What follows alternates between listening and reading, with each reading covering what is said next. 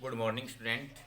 आज अपन question matrix के लिए कर रहे हैं। अपने पास क्वेश्चन नंबर 14 है कि यदि मैट्रिक्स डॉट ए, यहाँ पर ए डॉट है, बराबर ये मैट्रिक्स हो तो ए की वैल्यू डिफाइन करनी है।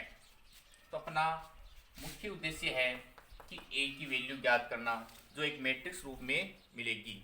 ठीक है, अब देखिए सबसे पहले यहाँ पर जो ए है इसका जो मान है, वैल्यू है, वो एक मैट्रिक्स टाइप में आएगी। इसकी वैल्यू एक मैट्रिक्स टाइप में अपने को मिलेगी। ठीक है, तो देखिए मान लेंगे अपन सबसे पहले अपने मान लेंगे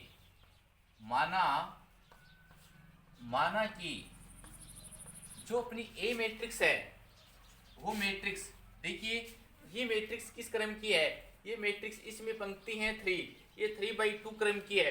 तो अपन जो मैट्रिक्स मानेंगे उसमें पंक्ति हो जाएगी 2 और स्तंभ 3, तो इस क्रम की मैट्रिक्स मानेंगे। तो अपनी जो मैट्रिक्स होगी वो इस प्रकार से होगी। ठीक है, इसका थोड़ा अपोजिट, पंक्तियों की संख्या 3 है तो अपन पंक्ति तो लेंगे 2 और स्तंभ लेंगे 3। अब देखिए एलिमेंट दो पंक्ति कैसे लेंगे, एक अवयव ए ले लेंगे, एबीसीडी के शुरुआत के अवयव। तो पहले क्या आता है एबीसीडी में ए, फिर A B C D E F. तो मुझे उम्मीद है कि आपको ये अवयव सबको आते हैं। अब ये अपना ए मैट्रिक्स हो चुकी है। अब देखो यहाँ पर अपन ए की वैल्यू रखेंगे तो अपने पास क्या है, 1 2 -3 0 -1 4। ये अपनी कोई मैट्रिक्स है। ए मैट्रिक्स को अपन डिफाइन कर दिया है इस प्रकार से। तो ए मैट्रिक्स है अपनी A B C D E F. Student ए यहाँ से अपन इसके स्थान पर पुट किया है और यू का यू रख रहे हैं। ये अपना जो मैट्रिक्स है सवाल के अंदर, ये अपन यहाँ से इस प्रकार से लिख देते हैं। यहाँ से वैल्यू रखना ओनली देखकर, बहुत ही आसान क्वेश्चन है और इम्पोर्टेंट भी है। अब देखिए मैट्रिक्स को मैट्रिक्स से अपन मल्टीप्लाई करते हैं। तो आपको पता ही है कि जब मैट्रिक्स को मैट्रिक्स से मल्टीप्लाई करते हैं तो पहली मैट्रिक्स की रहेगी पंक्ति और दूसरी मैट्रिक्स का रहेगा स्तंभ। यानी कहने का मतलब पंक्ति टू स्तंभ, अपना काम पंक्ति टू स्तंभ में होगा। तो देखिए ये पंक्ति रहेगी और ये स्तंभ रहेगा। ठीक है, अब ये 1 का किससे मल्टीप्लाई होगा, ए से। तो क्या आएगा भाई, ए आएगा, ए आएगा और फिर 0 हो जाएगा। 1 का बी से करेंगे तो क्या आएगा, बी आएगा और ये 0 हो जाएगा। 1 का सी से करेंगे तो सी आएगा, बाकी का क्या हो जाएगा, 0 हो जाएगा। ओके छात्रों, 0 को लिखना कोई अवश्य जरूरी नहीं है। अब देखिए नंबर 2 पंक्ति पहला स्तंभ, 2 को ए से करेंगे तो क्या आएगा 2a, -1 को डी से करने पर माइनस का डी, 2b क्या आएगा 2b और माइनस का e, 2c और माइनस का f क्या आएगा माइनस का f। इसी प्रकार से माइनस का 3a क्या आएगा माइनस का 3a प्लस का 4d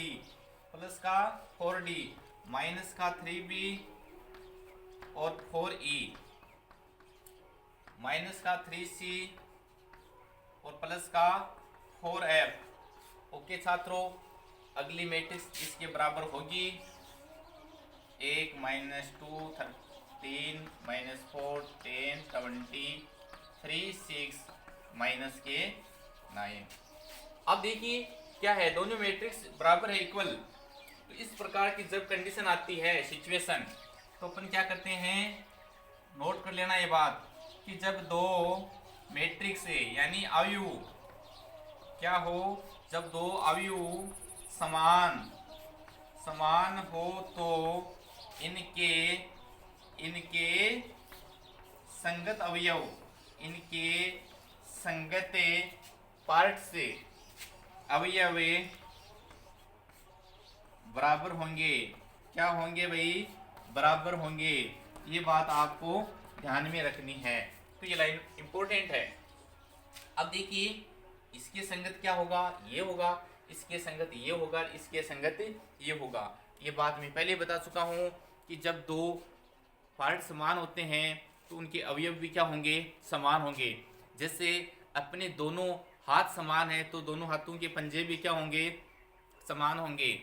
अब यदि पंजे समान हैं तो इनके फिंगर्स भी क्या होगी, समान होगी। जैसे ये इस पहली फिंगर है, सबसे छोटी फिंगर, जिसको अपन साइंस की भाषा में कनिष्ठिका बोलते हैं।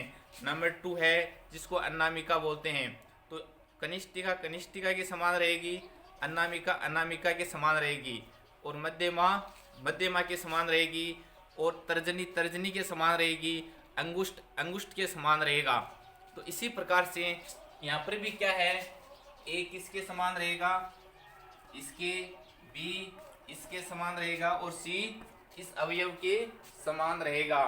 तो देखिए ए की वैल्यू किसके बराबर होगी, ए की वैल्यू 1 के बराबर होगी, ठीक है। बी की वैल्यू -4 के बराबर होगी। सी की वैल्यू 3 के बराबर होगी, ठीक है छात्रों। अब देखो जब ये इसके बराबर, ये इसके बराबर है और ये इसके बराबर, तो फिर ये एलिमेंट दूसरी पंक्ति का पहला अवयव इसके बराबर होगा। तो इसी प्रकार अपन लिख सकते हैं कि इसी प्रकार क्या होने वाला है, 2a माइनस डी किसके बराबर होगा, -2 के। और a का मान तो अपन पहले से निकाल चुके हैं, तो यहाँ रख देंगे a का मान। तो a का मान 1 आएगा, माइनस डी बराबर -2। अब देखो -d, ये -2 है, 2 1 जा 2 होते हैं, ये +2 हैं, आगे लेकर जाएंगे तो क्या जाएगा, -2। अब -d -4, minus minus plus, d की वैल्यू क्या आ चुकी है, +4 आ चुका है। अब देखो a भी आ चुका है, b भी, c भी, d तक निकाल चुके हैं। अब नंबर है a का। तो अब देखो आप, जब ये अवयव पंक्ति 2 का दूसरा अवयव, तो इधर भी ये अवयव क्या होंगे, बराबर होंगे, सिमिलर होंगे। तो देखिए अब अपन 2b माइनस e अवयव किसके बराबर होगा, -10 के, ओके। लेकिन b की वैल्यू तो पहले निकाल चुके हैं अपन, तो b की वैल्यू क्या है, b की वैल्यू -4। तो छात्रों b की वैल्यू क्या है, b बराबर -4 रखने पर, तो b के स्थान पर क्या रखेंगे, -4, तो रख दीजिए। तो 2 गुणा -4 माइनस e बराबर -10। तो 2 4 8 होते हैं, माइनस का है साइन तो माइनस के 8, -e बराबर -10, माइनस के 8 आगे जाएंगे तो प्लस के 8, 8 -10 -2, माइनस माइनस प्लस, तो इसलिए e की वैल्यू भी क्या आ जाएगी, +2 आ जाएगी, ठीक है। अब देखिए पंक्ति 2 का अवयव नंबर 3, तो इधर भी पंक्ति 2 का अवयव 3 क्या होंगे, इक्वल होंगे, समान होंगे। देखिए 2c माइनस f किसके इक्वल होगा, 6 के, किसके, 6 के। और c की वैल्यू तो पहले याद कर चुके हैं अपन, तो c की वैल्यू क्या है, c बराबर क्या रखेंगे, c बराबर 3। तो c बराबर 3 रखने पर स्टूडेंट क्या रखेंगे, 3, तो रख दो फिर। तो c की जगह 3 माइनस f 6, 3 2 जा 6 माइनस f 6, ओके। अब देखो माइनस का f है तो माइनस f रख लेंगे, 6 क्या है, 6 आगे जाएगा तो क्या हो जाएगा, माइनस का 6 माइनस f बराबर 0, तो f बराबर क्या आएगा, 0 आएगा। तो अपने पास देखो a का मान क्या आया 1, b का मान 4 माइनस के, c का मान 3, d का मान 4, e का मान 2, f का मान 0 आ चुका है।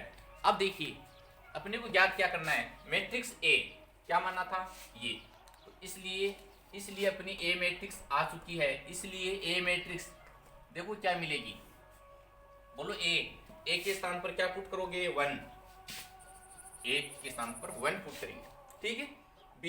B माइनस का 4, B क्या आएगा माइनस का 4, सी का वैल्यू है 3, तो ये आ गया सी। अब देखो डी की वैल्यू क्या है 4, तो डी की वैल्यू 4।